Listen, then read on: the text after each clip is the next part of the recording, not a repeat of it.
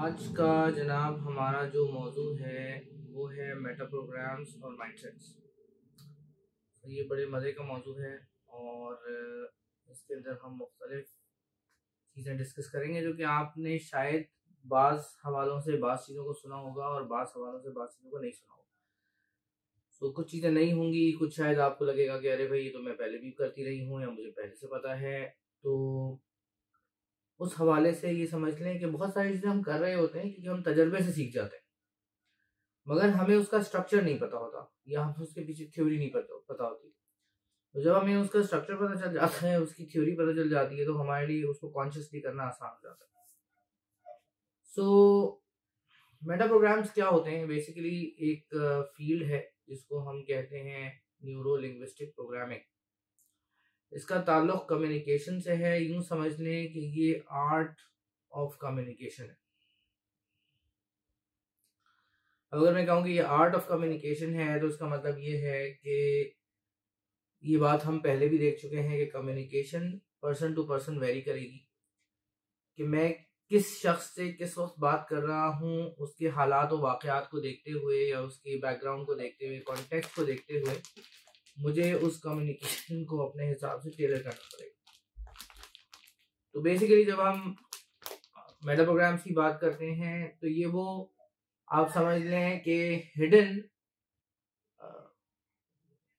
Shortcuts होते हैं जिनके थ्रू हम चल रहे होते हैं। अब उसमें से मुख्तलिफ अंदाज में मुख्तलिफ लोगों के काम करने के मुख्तलिफ तरीके होते हैं।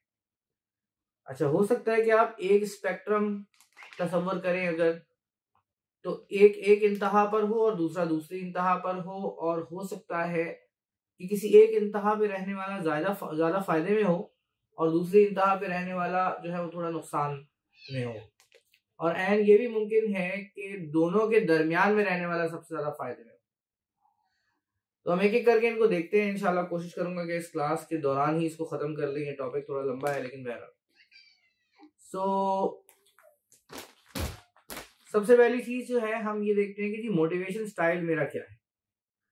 अब दो किस्म के लोग आपको मिलेंगे। एक वो लोग मिलेंगे जो कि किसी गोल की तरफ उसको अचीव करने के लिए एफर्ट करते हैं।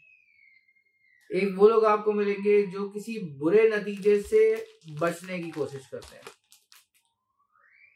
तो जब हम ये कहते हैं कि जी एक शख्स एक गोल की तरफ जा रहा है, इसकी आसान और सादा तरीन मिसाल जो है ना वो नमाज है।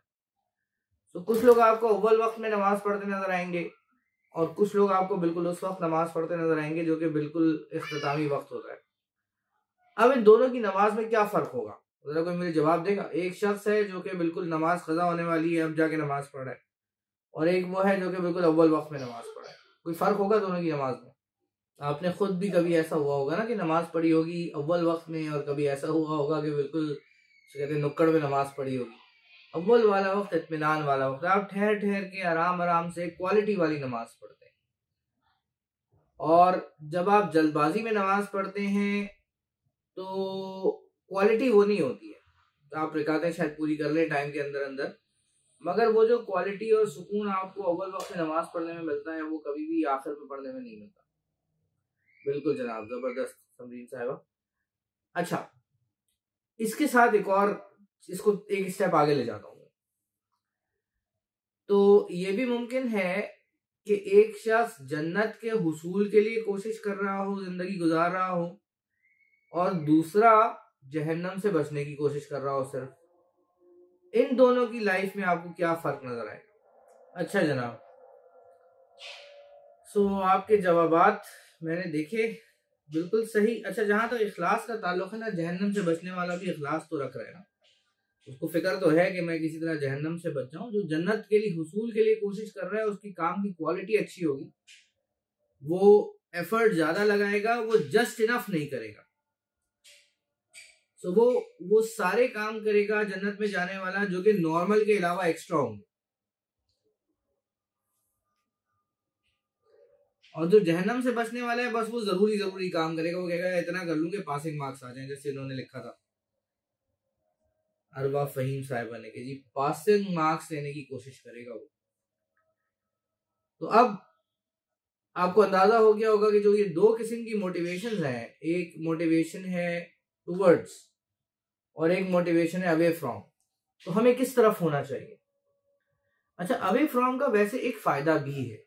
तो जब अगर आप अगर आपका प्राइमरी स्टाइल टूवर्ड्स वाला हो तो आपको अवे फ्रॉम स्टाइल को एक लम्हे के लिए देखना जरूर चाहिए। उस पर्सपेक्टिव से, ये दो डिफरेंट पर्सपेक्टिव है, उस मकाम से चीजों को देखना जरूर चाहिए।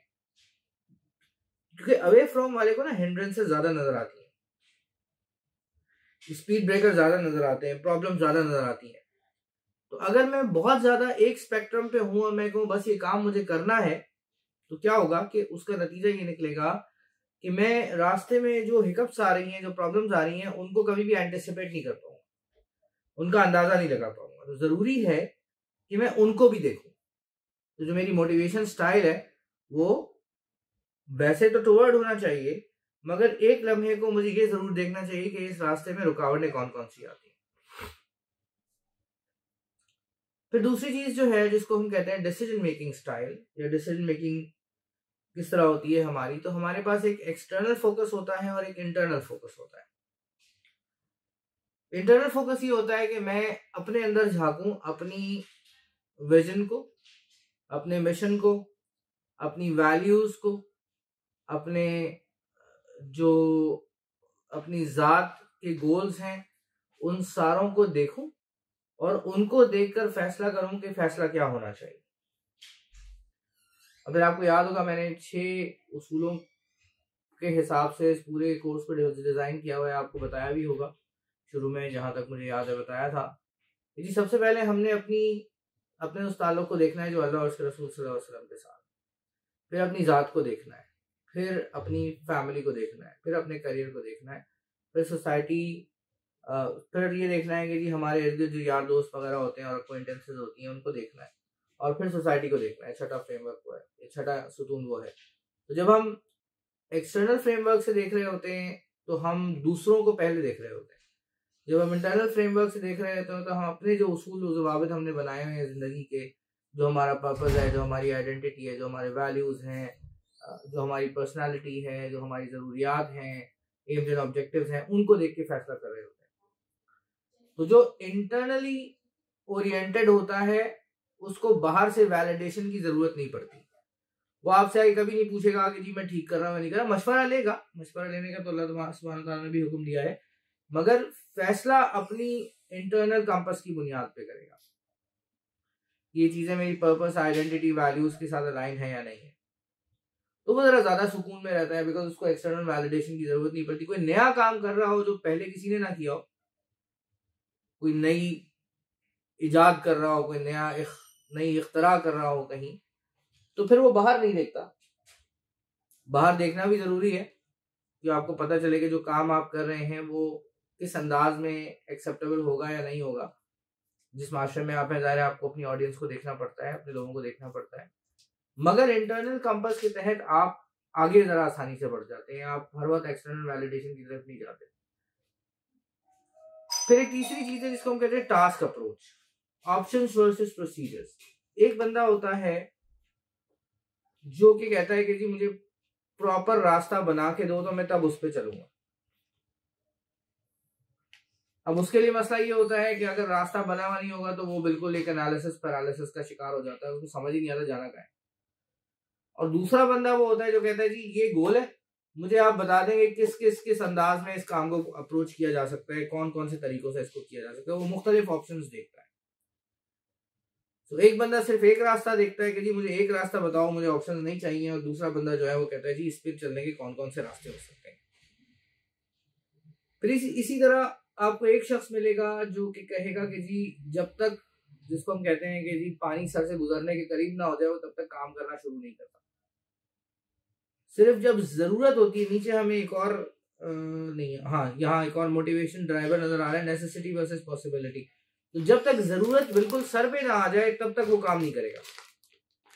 और दूसरा वो होता है जो थोड़ा सा फ्यूचर को देखता है और उसके हिसाब से तैयारी करता है। तो ये देखता है कि दुनिया कहाँ जा रही है, मुझे आगे जाके किन चीजों की जरूरत पड़ेगी, उसके हिसाब से वो अपनी प्लानिंग करता है और उसके हिसाब से चलता है, तो थोड़ा आगे की फिक्र करता है। और इसी तरह थिंकिंग स्टाइल्स होते हैं डिफरेंट। कुछ लोग थोड़े ब्रॉड व्यू लेना पसंद करते हैं, थोड़ा सा ग्लोबल व्यू लेना पसंद करते हैं, कुछ लोग बहुत निटी-ग्रिटी में जाते हैं, तफसीलात देखते हैं। तो जो ब्रॉडर व्यू लेते हैं, जब आप उनसे बात कर रहे हैं, फॉर एग्जांपल अगर आप बहुत ज़्यादा तफसील में जा रहे हैं तो उनको लगेगा कि आप उनका वक्त ज़ाया कर रहे हैं। जिनको तफसीलात चाहिए उनसे अगर आप बहुत ब्रॉड सा व्यू लेके बात कर रहे हैं तो उसका मतलब ये है कि उनको ये महसूस होगा कि आपने बात पूरी नहीं की, आपने तफसीलात बताई नहीं उनको। इसी तरह फोकस ऑफ अटेंशन है, क्या आप लोगों में कॉमनैलिटीज तलाश करते हैं या आप डिफरेंसेस तलाश करते हैं। अगर आपको लोगों को जोड़ना है, ये बात याद रखें, अगर आपको लोगों को जोड़ना है, उनको अपने साथ लेके चलना है, तो आपको कॉमनैलिटीज को उभारना पड़ेगा। तालौ कलिमतिन सवाइन बैनना व बैनकुम।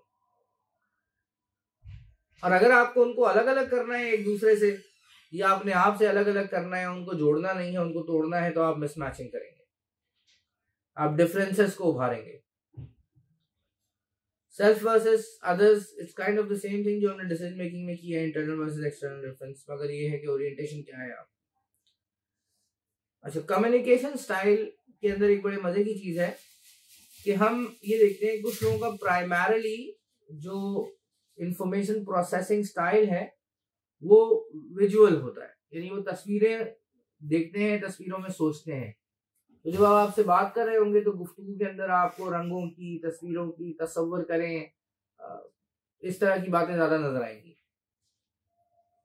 दूसरे वो लोग होते हैं जिनको आवाज से ज्यादा ताल्लुक होता है, तो आपको नजर आएगा कि जी वो लोग वीडियो लेक्चर की जगह ऑडियो लेक्चर पसंद करते हैं।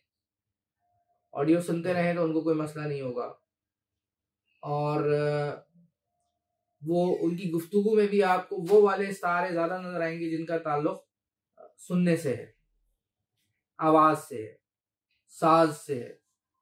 इसी तरह कुछ लोग होते हैं जिनका ताल्लुक, जो कि ज्यादा प्राइमरी स्टाइल उनका जो होता है वो काइनेस्थेटिक होता है। दैट मीन्स कि वो फीलिंग्स की भाव में बात करते हैं, मुझे यूं लग रहा था।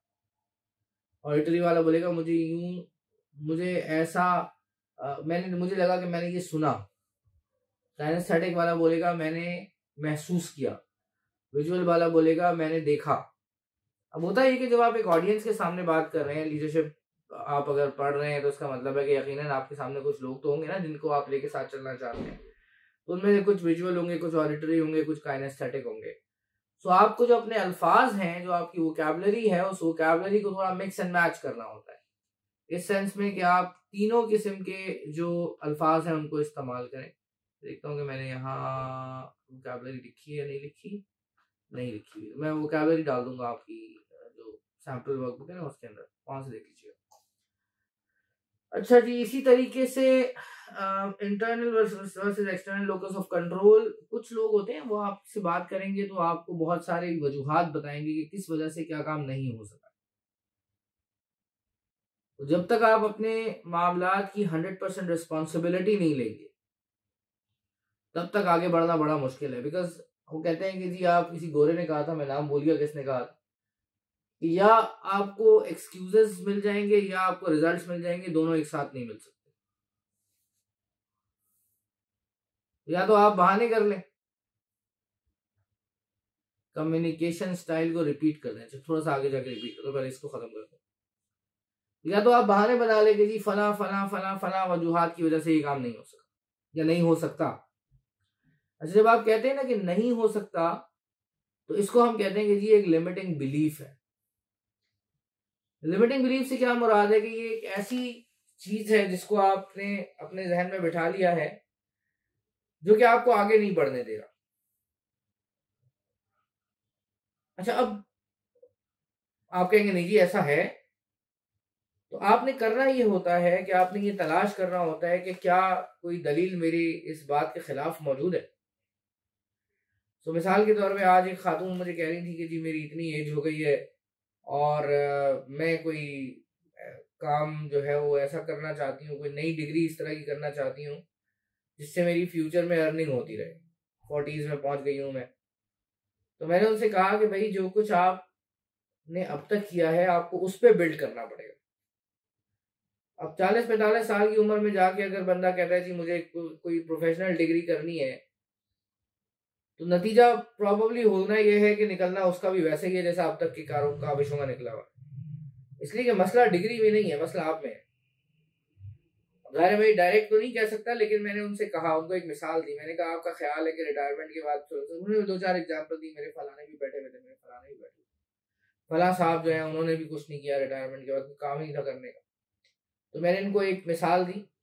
आप लोग जो कराची से हैं उनको पता होगा, एक इंस्टीट्यूट है, institute of business management, IOBM, CBM के नाम से मशहूर था। जो उसके बानी हैं उन्होंने 60 साल की उम्र में रिटायरमेंट के बाद उसको बनाना शुरू किया।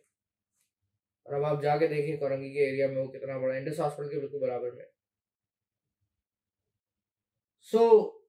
कहने का मकसद ये है कि अगर मैं कहता हूं कि जी फला शख्स ये काम कर सकता है, तो भाई जोर लगा के मैं भी करने की कोशिश तो कर सकता हूं। हो सकता है उससे कम कर लूं, हो सकता है उससे ज्यादा कर लूं, मगर ये काम नहीं हो सकता। ये मेरी डिक्शनरी का फतूर है, ये मेरी लिमिटेड सोच है कि जी ये काम नहीं हो सकता।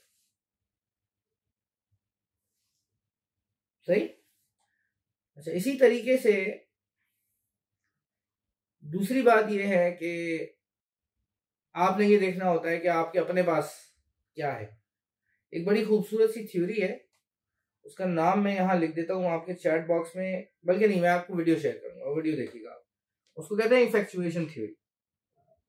ठीक है, उसमें मैंने एक छोटी सी वीडियो बना रखी है, वीडियो लेसन, वो आप देख लीजिएगा, वो आपके साथ शेयर कर दूँ। तो कम्युनिकेशन स्टाइल के बारे में उन्होंने कहा कि दोबारा बताएगा। तो देखिए, कम्युनिकेशन स्टाइल बेसिकली क्या है कि मैं इंफॉर्मेशन को किस अंदाज में एक्सेप्ट करना पसंद करता हूं। मैं सुनने में ज्यादा कंफर्टेबल होता हूं कि मुझे कोई कहानी सुना दे, या मैं तस्वीरें देखने में कंफर्टेबल होता हूं कि मुझे कोई तस्वीरें दिखा दे, या मैं उसको महसूस करना चाहता हूं, यानी एक्सपीरियंस करके देखना। तो किसी हद तक ये चीज जो है ना टास्क ओरिएंटेड भी होती है। मिसाल के तौर पे मैं, आप बेशक ऑडिटरी हो या विजुअल हो, यानी आप सुनना पसंद करते हो, देखना पसंद करते हो। स्विमिंग पूल के बाहर आप खड़े रहें, आपका इंस्ट्रक्टर आपको जो है वो 10 साल तक सुनाता रहेगा जी स्विमिंग ऐसे होती है। आप बाहर लोगों को खड़े होकर देखते रहेंगे जी स्विमिंग ऐसे कर रहे हैं वो, जब तक आप पानी में उतरेंगे नहीं आप स्विमिंग सीख नहीं सकते। साइकिल नहीं चला सकते आप देख देख के और सुन सुन के। पाँव पैडल पे चलाना पड़ेगा आपको, गिरना पड़ेगा उसके लिए मोस्ट प्रॉब्ली एक आध दफा, तो समझ में आएगी कि साइकिल कैसे चलती है। तो बहुत हद तक ये चीजें टास्क पे भी डिपेंड करती हैं, मगर फिर भी इंफॉर्मेशन को गैदर करने का, समझने का हमारा एक प्राइमरी स्टाइल होता है। या तो वो तस्वीरें होती हैं, या वो साउंड्स होती हैं, या वो फीलिंग्स होती हैं। अब अपने बारे में तो हमें पता चल जाएगा कि जी मेरी प्रेफरेंस फॉर एग्जांपल पिक्चर्स नहीं है, मेरी प्रेफरेंस ऑडियो है। तो मैं गाड़ी चलाते हुए नॉर्मली कोई ना कोई लेसन, तकरीर, कुछ ना कुछ सुन रहा हूँ मोस्ट ऑफ द टाइम, और मुझे कोई बॉदर नहीं करना पड़ता कि जी तस्वीर आ रही है कि नहीं आ रही, बस आवाज आ रही है, काफी। मगर कुछ लोग होते हैं जो कि विजुअल होते हैं, कुछ लोग होते हैं जो काइनेस्थेटिक होते हैं। तो एक एग्जांपल है कि अगर आपने वो देखा हो, स्टीव जॉब्स ने जब लॉन्च किया था लैपटॉप अपना, मैकबुक, तो पहले उसके बारे में बताता है, फिर दिखाता है, और फिर लोगों को देता है कि जी आप ट्राई कर लें। तो इसी तरीके से यदि उसने सबको एंगेज किया, तो आपको 1, 2, 3 तीनों किस्म के अल्फाज इस्तेमाल करने पड़ते हैं। कभी आप कहेंगे आप तसव्वुर करें, कभी आप आवाज की बात करेंगे, कभी आप देखने की बात करेंगे, आप देख रहे हैं, आप महसूस कर रहे हैं, समथिंग लाइक दैट। अच्छा जी, टाइम ओरिएंटेशन। कुछ लोग माजी में रहते हैं। उम्मत मुस्लिमा जो है ना वो अनफॉर्चुनेटली जो है, आप यूँ समझ लें कि ज़्यादातर माजी में ही गुम रहती है। मुस्तकबिल की उसको कोई टेंशन नहीं है ख़ास, और या फिर प्रेजेंट को रोती रहती है कि जी हमारे साथ ये सारा कुछ हो रहा है, हमें करना क्या है इसका हम में से किसी को नहीं पता, ना ख्याल है, ना उस पर कोई प्लानिंग। तो जो लोग पास्ट में रहते हैं वो मुस्तकबिल में कुछ खास कर नहीं। आप उनसे जब बात करेंगे ना, वो अपनी अम्मा की बात करेंगे, अब्बा की बात करेंगे, बचपन की बात करेंगे, लड़कपन की बात करेंगे, कॉलेज की बात करेंगे, यूनिवर्सिटी की बात करेंगे। आगे क्या करना है उसकी कोई बात नहीं करेंगे। या हम बैठ के प्रेजेंट को रोते रहेंगे कि जी ये हो रहा है, ये हो रहा है, ये हो रहा है, ये हो रहा है। भाई तुमने करना क्या है इसके बारे में? What did you do about it? Nothing.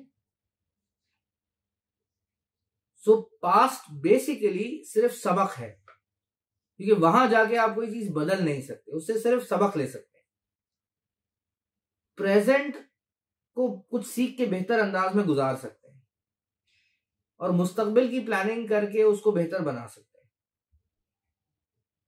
कुछ मामला आपके अपने हाथ में है, कुछ के ऊपर आपका कोई इख्तियार नहीं है।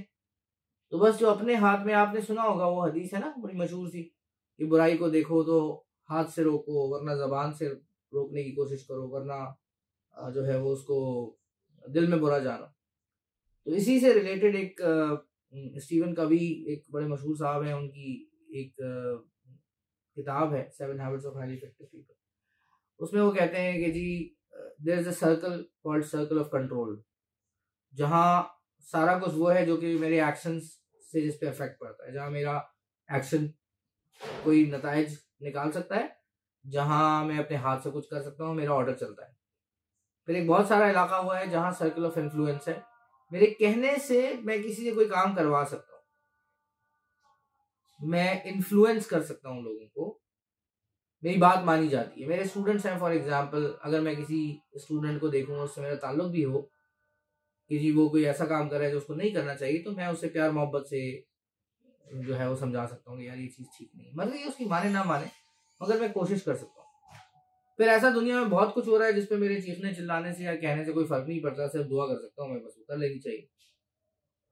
सो हम बहुत सारा कुछ तब्दील कर सकते हैं सर्कल ऑफ कंट्रोल के अंदर और सर्कल ऑफ इन्फ्लुएंस के अंदर। हमारी जो सारी तवज्जो रहती है ना कौमी तौर पे, वो रहती है सर्कल ऑफ कंसर्न के ऊपर, जहां हमारे कुछ कहने और कुछ करने से कोई फर्क नहीं पड़ता।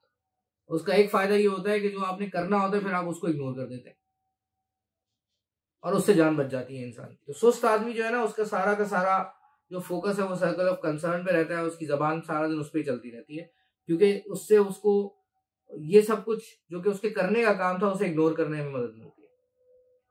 लोग अपना काम छोड़ के दूसरे के काम में दखल अंदाजी शुरू कर देते हैं। भाई अपना काम तो कर लो पहले,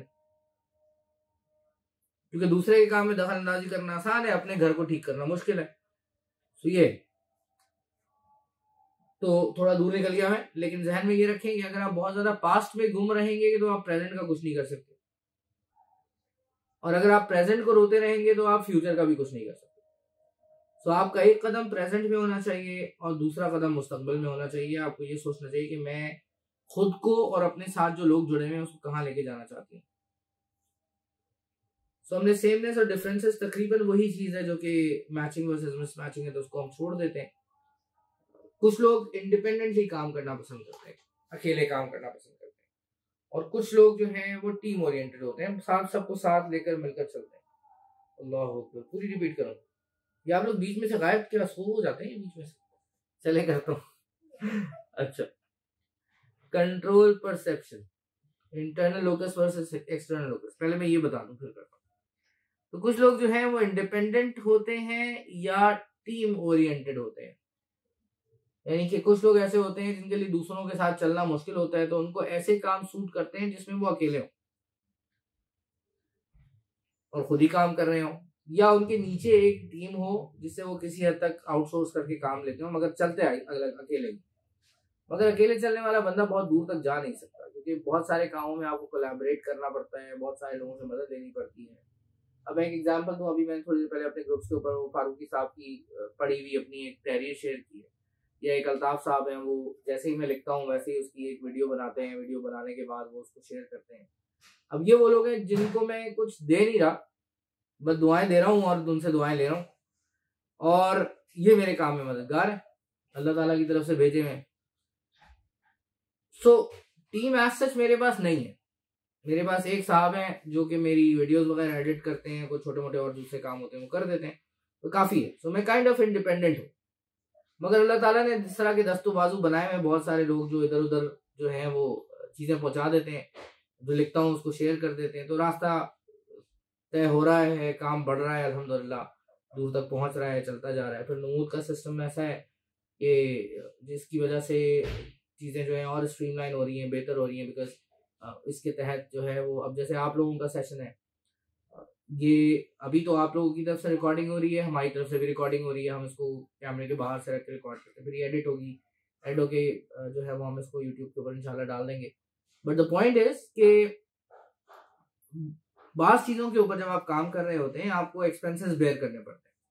तो पिछले 3-4-5 साल से तो सारे एक्सपेंसेस मैं खुद बेयर कर रहा था। अब अल्लाह का शुक्र है कि काम चल निकला है, तो उसके अंदर से वो उसका खर्चा निकल जाता है, आराम से सारे एक्सपेंसेस बेयर हो जाते हैं। फिर ये कुछ चीज़ों की स्पॉन्सरशिप भी हो जाती है थोड़ी बहुत। सो कहने का मकसद ये है कि अल्लाह ताला आपकी मदद करेंगे, आपको टीम भी देंगे, साथी भी देंगे, आपकी बात को आगे फैलाने वाले भी देंगे, अगर आप इखलास के साथ काम करते रहेंगे। मगर आपने जहन में ये रखना है कि क्या आप इंडिपेंडेंट काम करने वाले इंसान हैं या आप टीम के साथ काम करने वाले इंसान हैं। अगर आप इंडिपेंडेंट काम करने वाले इंसान हैं या आपके अंदर जो सबऑर्डिनेट्स काम करें, अगर आपके पास कोई बड़ा इदारा है, तो जो लोग टीम के साथ काम नहीं कर सकते फिर आपको उनको स्टैंड अलोन काम देना पड़ेगा। ऐसे टास्क देने पड़ेंगे जहां उनका इंटरेक्शन लोगों से कम हो। अच्छा जी, कंट्रोल परसेप्शन, ये तो रह ही गया था मेरे ख्याल में, मैंने मिस ही कर दिया, तो ये मैं आपको समझा देता हूँ दोबारा नहीं, पहली बार। कुछ लोगों का ख्याल होता है, तकरीबन ये बात हमने कर ली है वैसे, not in these names but वैसे कर ली, कि जो कुछ मैंने करना है ना उसकी चाबी मेरे हाथ में, जोर मैंने लगाना है, एफर्ट मैंने डालनी है, दुआएं मैंने मांगनी है, अल्लाह को मैंने मनाना है, उसने फिर उसके बाद मामलात को मेरे लिए आसान कर देना। यह है इंटरनल लोकस ऑफ कंट्रोल। आप मामलात की चाबी अपने हाथ में रखते हैं, आप ये महसूस करते हैं कि इस घोड़े की लगाम मेरे हाथ में है, मैं जहां चाहूंगा कोशिश करूंगा, जोर लगाऊंगा, इसको इंशाल्लाह ले ही जाऊंगा।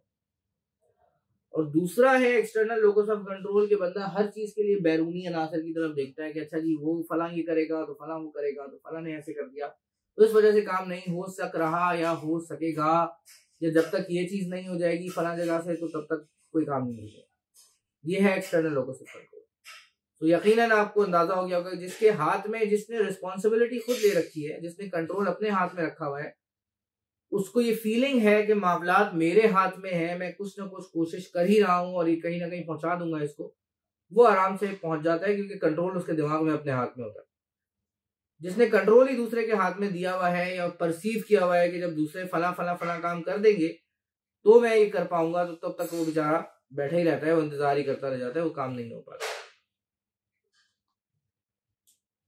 Is it being at cause और इफेक्ट? देखें, हमारे यहाँ ना जब हम ह्यूमन एनवायरनमेंट में बात करते हैं तो चीजें इतनी सिंपल नहीं होती है। बेशक इसमें कॉज और इफेक्ट का रोल है कि जी आपने एक काम किया उसके कुछ नताइज निकले, ठीक है, लेकिन आम तौर से आप देखते हैं कि जिस एनवायरनमेंट में आप काम कर रहे होते हैं वहां आप अकेले नहीं होते, वहां आपके साथ 15, 20, 25, 30, 40 बाहर के लोग होते हैं जिनके इफेक्ट्स आप पे पड़ते हैं। तो इट्स नॉट एज सिंपल कि मैंने आज एक एक्शन ले लिया और उसका रिजल्ट निकल आया। अक्सर ऐसा होता है कि उसके अंदर बहुत सारे बैरूनी अनासर होते हैं जिनके असरात पड़ते हैं आपके काम के ऊपर। तो जब बैरूनी अनासर होते हैं, उनके असरात आपके काम पे पड़ते हैं, तो ये सिंपल कॉज एंड इफेक्ट नहीं हो सकता। इसके अंदर बहुत सारे, जिसको हम आम तौर से कहते हैं गेम थ्योरी, इसके अंदर मल्टीपल प्लेयर्स होते हैं। सो आप कुछ चाह रहे हैं, एनवायरनमेंट में कुछ और चेंज आ गई तो आप जो चाह रहे हैं वो नहीं हो पाएगा, मगर उसमें आपके इर्द गिर्द मौजूद लोगों का डायरेक्ट हाथ नहीं है, ठीक है। सो ये इतना सिंपल नहीं होता। अच्छा जी, अब आ जाते हैं माइंडसेट्स के ऊपर। कुछ थोड़ा बहुत पीछे वाली चीजों से मिलता जुलता है और इससे थोड़ा एक समझ लें कि एडवांस वर्जन है जो चीजें हम पढ़ रहे हैं। माइंडसेट से मुराद ये है कि आपकी सोच कैसी है। अब कुछ लोगों का माइंडसेट फिक्स्ड होता है, वो कहते हैं कि बस मैंने जो सीखना था सीख लिया, अब मुझे मजीद कुछ सीखने की जरूरत नहीं। वो समझते हैं कि जी जितना टैलेंट मेरे पास था बस इतना ही था, जितनी मेरी एबिलिटी थी इतनी थी। दूसरों के बारे में भी यही समझते हैं। इंटेलिजेंस जो मुझे अल्लाह ताला की तरफ से मिल गई है बस वही है, बहुत ज्यादा इंटेलिजेंट। अच्छा, कुछ लोग ये समझते हैं कि मैं बहुत ज्यादा इंटेलिजेंट हूँ। अच्छा कि अब क्योंकि मैं बहुत ज्यादा इंटेलिजेंट हूँ तो वो जो दूसरा है ना मेरे सामने, वो कभी मुझसे ज्यादा इंटेलिजेंट नहीं हो सकता। वो आज से कोई 20 साल पहले अगर वो क्लास में फर्स्ट आए थे तो ये सोच लिया उन्होंने कि अभी आइंदा भी हमेशा मैं फर्स्ट ही आता हूँ। तो वो बड़ा एक लिमिटेड सा उनका स्कोप होता है दुनिया को देखने का। ग्रोथ माइंडसेट ये होता है कि जी intelligence, abilities, talents, they can be developed, जैसे जैसे आप एफर्ट लगाते चले जाएंगे आप बढ़ते चले जाएंगे। तो मिसाल के तौर पे मेरी एक बात अगर मैं कहूँ कि जी मैं ड्राइव नहीं कर सकता, अब उसने कभी स्टीयरिंग व्हील को हाथ ही नहीं लगाना है क्योंकि उसने ये सोच लिया कि वो तो ड्राइव कर ही नहीं सकता। एक दूसरा शख्स है वो कहेगा जी मैं अभी तक ड्राइव नहीं कर सकता। इसका मतलब है कि वो उस प्रोसेस में है कि वो ड्राइव करना सीख लेगा। जो पहला वाला जुमला है वो फिक्स माइंडसेट को शो करता है और जो दूसरा वाला जुमला है वो ग्रोथ माइंडसेट को शो करता है। इसी तरह आप पुरुमीद हो सकते हैं या आप नाउमीद हो सकते हैं या आप मायूस हो सकते हैं। सो मायूस तो वो होता है शख्स जिसको खुदा के ऊपर भरोसा नहीं होता, जिसका यकीन कमजोर होता है। और ऑप्टिमिस्टिक या पुरुमीद वो होता है जिसको यकीन होता है कि अल्लाह ताला ने कहा माल लैसल इंसान इल्ला मा सआ, इंसान के लिए वही कुछ है जिसकी वो कोशिश करता है। जो कोशिश मैं कर रहा हूँ, जो एफर्ट में लगा रहा हूँ, उसका रिजल्ट इंशाल्लाह निकल आएगा। अच्छा, अब बहुत ज्यादा ऑप्टिमिज्म भी नुकसानदेह है कि आप बिल्कुल गैर हकीकी ऑप्टिमिज्म रखें, 10 लीटर गाड़ी में पेट्रोल डलवाएं और हैदराबाद की तरफ चल पड़े कि मैं वहां पहुंच जाऊंगा, शायद उम्मीद है वो कोई उसके ऊपर टोटका कर दें या कोई उसके ऊपर दुआएं पढ़ के फूक दें। तो भाई ऐसे काम नहीं चलता दुनिया में, असबाब की दुनिया। कोई मौजा हो जाए किसी के साथ तो हो जाए, वो एक अलग बात। तो टेक्निकली आपको ऑप्टिमिज्म और रियलिज्म के बीच में कहीं होना चाहिए कि आप हकीकत पसंद से थोड़ा सा आगे हो, पॉजिटिव उम्मीद रखें मगर ना उम्मीदी ना रखें। कोशिश करें कि कोशिश करते रहें। उम्मीद जो है ना वो इंसान से बहुत कुछ करवा देती है। फिर एक और बड़ी जबरदस्त चीज है एबंडेंस माइंडसेट और स्कार्सिटी माइंडसेट। अश-शैतानु याइदुकुमुल फक्र, ये शैतान आपको मुफलिसी से डराता है और अल्लाह सुब्हानहू व तआला जगह जगह आपको बताते हैं कि भाई मेरी नेमतें हैं, मेरी जमीन बहुत वसी है, मेरे पास सारे खजानों की कुंजियां हैं, सब कुछ तो मेरे पास है। तो अब आप शैतान की बात सुन लें या आप अल्लाह की बात सुन लें। सो ये आपको जगह जगह नजर आएगी। एक शख्स जो पॉवर्टी माइंडसेट के साथ रहता है वो समझता है कि जी मेरी जो जीत है ना वो दूसरे को हरा कर ही मुमकिन है, तो वो सारा जोर लगाता है कि मैं जीत जाऊं और बाकी सब हार जाएं, मैं दूसरे का गला काटूंगा तो मैं आगे बढ़ूंगा, मैं दूसरे की गर्दन फैलाऊंगा तो मैं आगे जाऊंगा। और जो शख्स एबंडेंस माइंडसेट में बिलीव करता है वो समझता है कि जी जितना रिस्क मेरे जिम्मे अल्लाह सुब्हानहू व तआला ने मेरी नसीब में लिख दिया है वो मिल जाएगा मुझे, और उसके लिए मुझे किसी दूसरे के मुंह में से निवाला छीनने की जरूरत नहीं है, किसी दूसरे की प्लेट पे नजर डालने की जरूरत नहीं है। इसको हम कहते हैं पाई, एक बिजनेस टर्म होती है। तो जो एबंडेंस माइंडसेट वाला होता है वो कहता है जी पाई जितना चाहूं बढ़ा लूं मैं, एप्पल पाई होता है ना वो वाला पाई, उसका साइज बढ़ता जाएगा जैसे जैसे हम काम करेंगे, मिलकर काम करेंगे, कोलैबोरेटिव हमारी अप्रोच होगी तो पाई का साइज ही बढ़ता चला जाएगा। और जो स्कार्सिटी माइंडसेट वाला शख्स होता है वो कहता है जी इंतहाई लिमिटेड साइज का पाई है, दूसरे के मुंह से निवाला छीने बगैर मेरा पेट नहीं भरेगा। तो अब आप खुद सोचें कि इसमें से शैतानी सोच कौन सी है और रहमानी सोच कौन सी है। किसी शख्स को अगर अल्लाह ताला के ऊपर भरोसा है तो उसको ये टेंशन नहीं होगी कि यार मेरा रिस्क कोई छीन के चला जाएगा मुझसे। ठीक है जी, जहां मैं खा रहा हूं आप भी खा लें, आगे कोई फर्क थोड़ी पड़ता है। आप भी उस बाजार में दुकान खोल लें, आपकी भी चलेगी मेरी भी चलेगी, कोई मसला नहीं। कभी कभी ऐसा होता है ना कि मैं सोचता हूँ कि ओहो अच्छा मेरी फला स्लॉट खाली हो रही है, अब क्या होगा। फिर 2-3 दिन बाद वहां उस स्लॉट पे कोई आ जाता है, फिर मैं इस्तगफार करता हूँ कि यार ये सोच जो है ना शैतान की तरफ से आ रही थी। मेरे उस्ताद है कामरान साहब, वो कहते हैं जी क्लाइंट अल्लाह भेजता है, आपको इसकी टेंशन लेने की जरूरत नहीं है। और मैंने ये चीज देखी, जब मैंने नमूद शुरू किया तो मेरे जहन में ये था कि यार इसकी ज़ाहिर फीस वगैरह थोड़ी ज़्यादा है यहाँ के हिसाब से, काम के हिसाब से तो ज़्यादा बिल्कुल भी नहीं है। तो शायद जो लोग आएंगे वो सारे के सारे उनका ताल्लुक पाकिस्तान से बाहर से होगा, यहाँ तो कोई नहीं पे करेगा।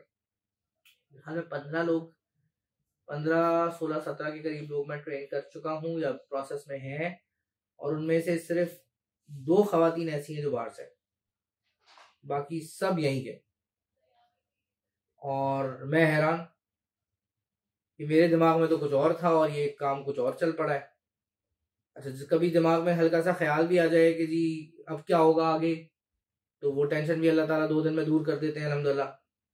सो बात वही है कि क्लाइंट अल्लाह ने भेजना है, आपको इस बात की टेंशन नहीं लेनी। आप उसको पार्टनर बना लें किसी अंदाज में। आप कहेंगे जी मेरा ये काम जो है इसका मकसद ये है कि मैं अल्लाह को राजी करूं, अल्लाह के बंदों को उससे जोड़ दूं, और उससे जो लोग जुड़े हुए हैं उनको उनके रब के साथ जोड़ के मैं बीच में से हट जाऊंगी, तो वो जाने उनका रब जाने। और उसके अलावा आप एक काम और कर सकते हैं, जो भी काम आप कर रहे हैं अगर आप बिजनेस ओरिएंटेड है उसकी एक परसेंटेज जो है ना वो अलग कर दें कि जी जो भी मैं 100 रुपए कमाऊंगा तो उसमें से 20 रुपए अल्लाह के रास्ते में खर्च करूंगा मुख्तलिफ अंदाज से। सो आप देखेंगे कि आपके काम में किस तरह बरकत होती है, किस तरह आप जो है वो महीने भर में फिल हो जाता है। सो ये अच्छा, अब देखने में यही लगता है कि भाई अगर मैं अपने 100 रुपए कमा रहा हूँ उसमें से 20 रुपए खर्च कर देता हूँ अल्लाह के रास्ते में, तो माल कम हो रहा है। मगर माल कम नहीं होता, वो हमेशा बढ़ रहा होता है। अगर आप ईयर ओवर ईयर देखेंगे तो आपको अंदाजा होगा कि आपके काम में बरकत हो रही है, वो बढ़े चला जा रहा है। तो इसी यकीन से आता है कि जी जिस रब के लिए मैं ये काम कर रहा हूँ उसके कब्जे में सारे जमाने की, सारे खजाने की चाबियां हैं। वो जितने लोग चाहे मेरे पास भेज दे, कोई उसको टेंशन नहीं है। टेंशन तो मुझे है। इसी तरह आपका ओपन माइंडसेट होता है। ओपन माइंडसेट क्या होता है कि जी आप नए ख्यालात को सुनकर उनको एनालाइज करके अपने तर्ज अमल में तब्दीली करने के लिए राजी होते हैं। एक होता है क्लोज माइंडसेट, वो कहते हैं नहीं जी ना मैं किसी की बात सुनूंगा और ना मैं इसके ऊपर कोई गौर फिक्र करूंगा। इसी तरह एक माइंडसेट होता है जो शॉर्ट टर्म सोचता है, उसे बस आज चाहिए होता है। आप देखें ना, कभी आप बाजार में जाएं, आपको एक बंदा टकर जाता है, वो आपको गलत सलत चीजें बेच के गायब हो जाता है। वो सिर्फ आज की सोच रहा है कि आज किसी बंदे को बेवकूफ बनाया जाए। और एक दूसरा बंदा होता है वो पूरी जान मारता है और वो अपने नुकसान में भी काम कर लेता है आपके साथ, क्यों? ताल्लुक बन जाए। मैं मार्केटिंग पढ़ाता हूं तो मार्केटिंग में हम कहते हैं कि जी बिल्डिंग प्रॉफिटेबल कस्टमर रिलेशनशिप्स। तो हर बंदा आपका कस्टमर है ना, जो आपके साथ कोई बिजनेस डील कर रहा है, इवन कोलैबोरेट कर रहा है। तो प्रॉफिटेबल कस्टमर रिलेशनशिप कब बनेगी? जब आप झुकता हुआ तोलेंगे। वहीलुल लिल मुतफ्फिफीन, हदीस में है कि झुकता हुआ तोलो। जब आप मैंने अगर आप नमूद का पेज देखेंगे जहां पे फाइनेंशियल लिखे हुए हैं, उसके फीस कितनी है कोर्सेज की, वहां लिख कर लगाया हुआ है कि जी मेरा वादा आपसे ये है कि जितने पैसे चार्ज करूंगा उतनी वैल्यू डिलीवर करूंगा, और अपने आप से ये है कि उससे ज्यादा ही करूंगा। सो जब आप इस माइंडसेट के साथ चलते हैं तो आप ये सोचते हैं कि जी एक कस्टमर मेरे पास आता है, एक बंदा मेरे प्रोग्राम में शामिल होता है, या जो पैगाम मैं लेके चल रहा हूं उस पैगाम को एक बंदा कबूल करता है, तो फिर मैं सारी जिंदगी उसके साथ चलूं, वो सारी जिंदगी मेरे साथ रहे।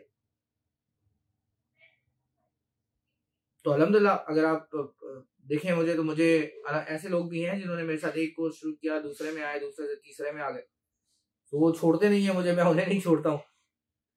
सो ये वाला जो माइंडसेट है ना, long term cultivation of relationships. मैं इस वक्त एक ऐसी बच्ची को पढ़ा रहा हूँ जिसको मैंने सन 2000 में बायोलॉजी पढ़ाई थी। कितने साल पहले? 24 साल पहले। एक ऐसा बच्चा मेरे पास है इस वक्त जिसको मैंने 2007 में केमिस्ट्री पढ़ाई थी, क्लास 9 की। सोचें आप, इतने पुराने लोग वापस घूम फिर के आ गए। वजह क्या है कि कल्टीवेशन की, रिलेशनशिप्स की, ताल्लुक रखा और कोशिश की कि फायदा ही हो जाए किसी न किसी को। तो आपकी जात अगर नाफे जात होगी, नबी अकरम सल्लल्लाहु अलैहि वसल्लम ने फरमाया है कि तुम में से बेहतर वो लोग हैं जिनसे लोगों को फायदा होता है। एक बड़ी प्यारी हदीस अभी मैंने पढ़ी, जिसका एक जुमला ये है कि मैं अपने भाई की मदद के लिए, सल्लल्लाहु अलैहि वसल्लम, मैं अपने भाई की मदद के लिए कहीं जाऊं, ये मेरे लिए इससे ज्यादा महबूब है कि मैं इस मस्जिद में, यानी मस्जिद नबी में पूरे 1 माह का इत्तिकाफ करूं। मैं आपको स्क्रीनशॉट भेज दूंगा इसका। इतनी खूबसूरत बात है। आप सोचें कि किसी की मदद करना, किसी को आगे बढ़ने में हेल्प कर देना, किसी की कोई प्रॉब्लम सॉर्ट आउट कर देना, कितना बड़ा काम है। अपनी बिसात के मुताबिक करें, लेकिन जितना हो सकता है उतना तो करें। कुछ लोग होते हैं जो कि रास्ते दूसरों के लिए बंद ही करते रहते हैं खाली, कि कहीं वो आगे ना बढ़ जाए। यहाँ पे फिर वही पॉवर्टी माइंडसेट आ जाता है, स्कार्सिटी माइंडसेट आ जाता है। बढ़ जाएगा तो तुम्हारी जेब से थोड़ी खाएगा, वो अल्लाह के दिए हुए उससे खाएगा, और हो सकता है आपको भी बरकत मिल जाए उसकी वजह से कुछ। इसी तरह इंडिपेंडेंट माइंडसेट होता है कि जी वो सेल्फ रिलायंस की तरफ जाता है। जो मैंने आपको इफेक्चुएशन थ्योरी बताई, जिसका जिक्र है किया अभी आपके साथ, वो बेसिकली यही चीज है कि आप अपने अंदर झांकें, देखें आपको अल्लाह ताला ने क्या सलाहियतें दी हैं, आपने आज तक कौन से हुनर सीखा है, कौन सा इल्म हासिल किया है, कितने ताल्लुकात बनाए हैं, आपके इर्द गिर्द वाले लोग कितनों को जानते हैं, आप कितनों को जानते हैं, वो जो लोग आप जिनको आप जानते हैं वो आपको किन लोगों से मिलवा सकते हैं। अगर इस बेसिक अंडरस्टैंडिंग के तहत आप चलेंगे तो आपका काम इंशाल्लाह बढ़ते बढ़ते बढ़ते बढ़ते बहुत बढ़ जाएगा। इसी तरह एक एनालिटिकल माइंडसेट होता है जो बहुत ज्यादा लॉजिकल होता है, उसको नंबर्स चाहिए होते हैं, वो नंबर से आगे बात नहीं समझ आती, उसको स्ट्रक्चर्ड जिंदगी चाहिए होती है। दूसरा होता है जो गट फीलिंग्स पे चलता है, वो कहता है अच्छा ठीक है मुझे ठीक लगता है मैं करूंगा ऐसे। कुछ लोग होते हैं जो कहते हैं जी हमें एक ही हल चाहिए अपने मसाइल का। कुछ लोग वो कहते हैं जी इस मसाइल के मुख्तलिफ हल निकल सकते हैं। जब आप कन्वर्जेंट थिंकिंग पे आते हैं तो आप अटक जाते हैं। It's kind of a fix mindset. मैं कहूँ जी मेरा और आपका झगड़ा हो गया, इसका एक ही हल है कि मैं जीत जाऊं और आप हार जाएं, मगर इसके दूसरे हल भी हो सकते हैं ना कि हम दोनों ही जीत जाएं, हम दोनों थोड़ा सा कॉम्प्रोमाइज कर लें, थोड़ा सा कोलैबोरेट कर लें, दोनों का फायदा हो जाए। इसी तरह कुछ लोग होते हैं वो थोड़ा रिस्क लेते हैं। वो कहते हैं जिंदगी में जितना बड़ा आप रिस्क लेंगे कैलकुलेटेड, उसके रिटर्न्स उतने ज्यादा होते हैं। कुछ लोग होते हैं वो बहुत सेफ खेलना पसंद करते हैं, कोई रिस्क नहीं लेते। तो एक बंदा है फॉर एग्जाम्पल, वो सरकारी जॉब में है, गवर्नमेंट जॉब में है, तो कोई रिस्क ही नहीं है जिंदगी के अंदर, जी स्टेबल जॉब है, तो उसकी ग्रोथ बहुत लिमिटेड होगी। वो 40 साल भी वहां काम करता रहेगा तो उसको पता है जी मैंने यहाँ से रिटायर होना है, मेरी पेंशन आएगी, सारा कुछ। मगर जो बाहर का एनवायरनमेंट चेंज हो रहा है ना, उसका कोई मुकाबला नहीं कर सकेगा, क्योंकि उसने अपने आप को अपग्रेड ही नहीं किया, उसको कोई थ्रेट ही नहीं था। वो एक बड़ी मशहूर जो है वो बात बयान की जाती है कि जापानीज जो है उन्होंने एक टेक्निक ये निकाली कि जो उनके ट्रॉलर्स जो थे वो फिशिंग करने जाते थे तो मछली साहिल तक आते आते बेकार हो जाती थी, तो उन्होंने बड़े बड़े टैंक्स बना लिए और उस टैंक्स में वो फिर शार्क छोड़ देते, छोटी छोटी, वो मछलियों को एक्टिव रखती हैं। तो जब जिंदगी में आपको थ्रेट्स मिलेंगे, जब आपको जिंदगी में चैलेंजेस का सामना करना पड़ेगा, तो आप एक्टिव रहेंगे। वरना एक लूसी किस्म की जिंदगी होगी जिसको आप गुजारते रहेंगे और उसके बाद उसके अंदर कोई एक्शन नहीं है, कोई थ्रेट नहीं है, कोई एफर्ट नहीं है, तो नतीजतन आप कुछ अरसे में उसको कहते हैं ना कि सुस्त हो जाएंगे, काहिल हो जाएंगे, आपको कोई नई चीज नजर नहीं आएगी। पर पता चलेगा एक दिन पानी सबसे ऊंचा हो गया, क्योंकि आप तो बाहर देख ही नहीं रहे थे। तो प्रोएक्टिव रिएक्टिव शायद हमने पहले भी डिस्कस किया ऊपर, इसको छोड़ देते हैं। Empathic mindset versus apathetic mindset. So एक शख्स होता है जो दूसरों का एहसास करता है, जो ये सोचता है कि मेरे इस एक्शन से किसी और को क्या फर्क पड़ेगा। मैं एक एग्जांपल आपको देता हूँ, हम ज्यादातर लोग कराची में रहते हैं मेरे ख्याल में, हम में से अब देखेंगे रात को 12 बजे के बाद लोग घरों पे बारात लेके आ रहे होते हैं, फायरिंग कर रहे होते हैं, शोर मचा रहे होते हैं, कोई तकरीब करनी है जी सारी सड़क बंद कर दी। कोई घर पे आ रहा है रात को 11, साढ़े 11, 12 बजे, वो जोर जोर से पा पा पा हॉर्न बजा रहा है। कोई शख्स अपने घर के लोगों को उतार रहा है तो सड़क के बीच में गाड़ी खड़ी करके उतार रहा है। ये सब क्या है? ये सब ये है कि हमें दूसरे का किसी का एहसास नहीं है। तो बेहतर ये है, क्योंकि हमारा दीन हमें ये बताता है कि जी हमें हमारे हाथ और जबान से दूसरा मुसलमान महफूज होना चाहिए, मगर हम इस पे अमल नहीं करते। हमारी जात से इर्द गिर्द लोगों को तकलीफ होती है, तो ये पैदा करने वाली चीज है। जब गौर करेंगे तो सोचेंगे। फिर एक माइंडसेट होता है जो कि हमेशा प्रॉब्लम पे ही रहता है। जी एक मसला हो गया, अब आप उससे बात कर लें उस प्रॉब्लम पे, वो 1 घंटा बात करता रहेगा, वो 1.5 घंटा बात करता रहेगा। You would want to discuss every little detail about that problem. और एक दूसरा होता है, वो कहता है अच्छा ठीक है जी ये हो गया है, मुझे बताएं इस मसले का हल कैसे निकलेगा। तो आप अपने ऊपर गौर कीजिएगा, आप देखिएगा कि अगर आप प्रॉब्लम के बारे में जितनी देर बात करते रहेंगे ना, ये मसला है, ये हुआ, इसकी ये प्रॉब्लम थी, ये चीज ऐसे आई, इसने ये कर दिया तो उसने वो कर दिया तो इससे ये नुकसान हो गया, तो आपके सर में दर्द होना शुरू हो जाएगा। आप खुद भी एक हैजान में मुब्तला हो जाएंगे और दूसरे को भी कर देंगे। मगर अगर आप कहेंगे प्रॉब्लम स्टेटमेंट ये है भाई, ये मसाइल है, आए चले डिस्कस करते हैं कि इसका हल क्या निकल सकता है, आप ये करके देखें, आपको पता चलेगा कि जी कितना फर्क है दोनों किस्म के माइंडसेट्स में। अगर आप एक प्रॉब्लम को 1 घंटा, 2 घंटा, 1.5 घंटा, 3 घंटे डिस्कस करते रहेंगे उसमें, और आप उसके सोल्यूशंस को डिस्कस करते रहेंगे, आपके माइंडसेट में कितना फर्क, आपकी फीलिंग्स में कितना फर्क आएगा। तो ये है जनाब आज की कुल कार्रवाई। अब कोई सवाल है तो सवाल कर लें, वरना फिर हम इंशाल्लाह इस प्रोग्राम को यहाँ पे आज की क्लास को इख्तिताम देते हैं।